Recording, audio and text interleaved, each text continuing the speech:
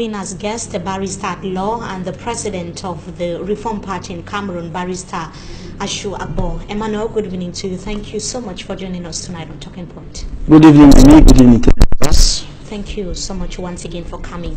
Barrister, the call for President Pobia to seek re-election is almost general within the circles of traditional rulers across Cameroon. A few days ago, we were talking about traditional rulers in the littoral region of the country, the south region. We heard of those of the northwest and the southwest regions, and across the national territory. The state media today announced that all traditional rulers in Cameroon have sent a motion of support to the President of the Republic.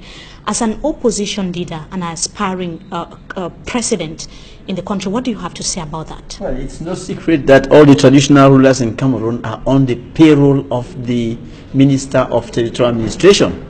So what we are seeing is simply a manifestation of belly politics. Is that a reflection of the aspirations of Cameroonians today? It's simply a manifestation of belly politics. These people have certainly been threatened that their allowances will not be paid, so they have to sign any nonsense. So they are doing so for financial benefits? Is that what they are all on the payroll of the Minister of Territorial Administration? They all have salaries paid by the minister, so by that ministry. So it's very easy for the minister to manipulate and say, look, if you don't sign this thing, there will be no salary. Is that what many Cameroonians today would want, for President Pobia to stand as candidate during the 2018 presidential election? Well, if Mr. Biya is going to stand as president, he will be doing so because a political party has presented him as a candidate, not because chiefs have presented him as a candidate. I mean, Cameroonians in general, because you're an opposition leader in Cameroon and you have already announced your candidacy as candidate or to run, or your intention to run for the presidential election in the country. Well, Cameroonians as a whole want Mr. Biya to take his retirement and allow younger people to go ahead with the government governing of the country. So I don't think it's a wise thing for anybody to manipulate chiefs to ask them to call Mr. Biya to run as a candidate, because the chiefs are supposed to be apolitical in our society. They are not supposed to belong to any political party. Now, if we have all the chiefs standing up to identify themselves with CPDM, that simply means that they are not going to be the chiefs when the other political parties come around their villages. So that doesn't make them chiefs. So they are not chiefs. Now, the barrister, another a preoccupation for tonight would be the elections in Cameroon. Like we started talking about, the elections management body that now has a new director general, Eric Esuse, that was put in place just a few days ago by the President of the Republic.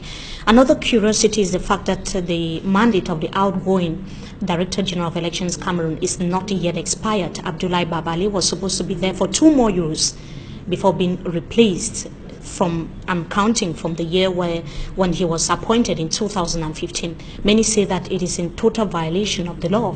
What does the law say about Barrister? Well, we all saw that the personnel of Elecam was agitating that the director of Elecam was misappropriating funds. And before he was removed, we saw that some of the offices had been sealed and the police had invested the premises. So I'm very sure that one of these days we'll hear that there is something in the pipeline against him to be sent to the Special Criminal Court. I think the President of the Republic, who appoints this personality, is at will, is at liberty to appoint whom he wills when he wills. Even when the mandate of the fund he's not obliged. He's not obliged to wait for the mandate to end, especially when you have persistent calls of persistent alleged misappropriation coming from the staff. It was not the public, it's the staff that was clamoring for this man for something to be done, because this man was siphoning funds.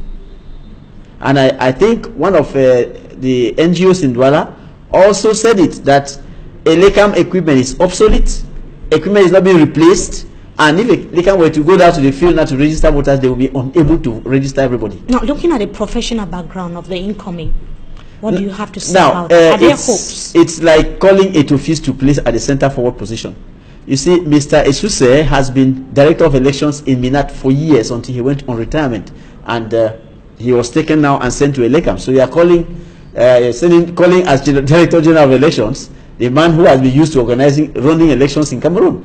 So if you want my opinion, this is a man who has been organizing elections and knows exactly all the nooks and corners of the electoral body in this country. As an opposition leader in Cameroon, I am not impressed by any. I'm not impressed by any of that thing, because Elekam is only in charge of voter registration and organizing the elections. When it comes to collecting the information and transporting it to the Constitutional Council and proclaiming result, Elekam is nowhere to be found. So I don't think the impact of Mr. Eric Esuse as Director General of Election can have anything to do if they want to, if their aim is to organize fraud, then they've lost it, because there is no meaningful fraud that can be organized at the level of voter registration and then the voting.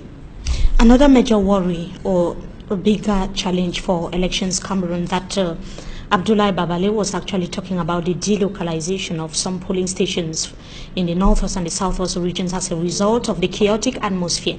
Do you think that elections Cameroon would be ready to organize elections in these two regions hit by crisis for close to 2 years now, Barrister? Well, they tried it with the senatorial elections. It's true that You said they tried. They tried because they had to do with a handful of people, just a handful of councillors, so it was easy to transport them. But when it comes to moving an entire population, I am still to see how that will be done. But you see, it is not possible to delocalize elections in the northwest and southwest regions, especially when you are dealing with council elections, legislative elections. These are elections wherein the votes are counted on the spot. You cannot delocalize them, because every community counts its votes. If they are electing councillors, they have to be determined on the spot. You cannot delocalize. When you carry them to a different place, the entire population will have to follow there to this new site. Now, if your fear is that the secessionists are going to attack, it will be worse if you go to a locality and they do come there and just plant a small bomb. I mean, you'll be sacrificing many lives. I think the right thing to do is for the government to look for solutions to this crisis before any elections can be organized. So you don't see any elections taking place hitch-free? Hitch-free elections, no. That is a dream. We have to. If you want to organize, even the senatorial elections were not hitch-free, you see, and that was just a limited election because it was indirect. Now that we are going to direct universal suffrage, it's not going to be the same ball game. I think that the government should take things very seriously, especially as we have the international community putting its eyes on Cameroon now. We don't want to have a taste of international sanctions, economic sanctions, and all military sanctions, and all those things. So please let them put an end to this conflict. I have given a series of proposals. I can still run them down. The government has been quiet on the situation that is happening in its northern and southern regions. I am saying that they should make real efforts to resettle the population that is in the bushes. Let them resettle this population. Think of compensating them. Try to recruit these boys who are in the bushes, who are fighters. Let them put up a scheme to recruit them into the international army. And you see, call some inclusive dialogue to appease this population so that the country can go ahead together as one nation. Before the election, you cannot pretend that it is going ahead with elections without trying to appease the population. Is like pretending that there is no problem, and that is wrong. And Barrister, you are of course a national candidate, but you hail from one of these regions in the southwest region of Cameroon. Are you not worried about their situation because you've declared that you are going to run as presidential candidate? What is my situation?